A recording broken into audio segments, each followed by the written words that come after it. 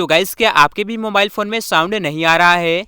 जब भी आपके पास कोई कॉल करता है तो आपको साउंड सुनाई नहीं देता है, तो आप इस प्रॉब्लम को कैसे सॉल्व कर सकते हैं? तो इसे ठीक करने के लिए सबसे पहले आपको अपने मोबाइल फ़ोन की सेटिंग्स को ओपन कर लेना है। अब आपको यहाँ से थोड़ा सा नीचे आना है, जहाँ पर आप एक ऑप्शन देख सकते हैं साउंड एंड वाइब्रेशन का, इसी पर आपको क्लिक कर लेना है। और यहाँ पर आप कॉल वाले ऑप्शन में देख सकते हैं कि यहाँ पर ये 0 है, तो आपको यहाँ से इसे 100 कर लेना होगा। इसी तरह से आपको इन तीनों का वॉल्यूम बढ़ा लेना होगा। अब आपको यहाँ से थोड़ा सा नीचे आना है और यहाँ पर आपको चेक कर लेना है कि ये दोनों ऑन तो नहीं है। अगर ऑन होगा तो आपको यहाँ से इसे ऑफ कर लेना है। अब आपको यहाँ ऊपर से स्लाइड करना होगा।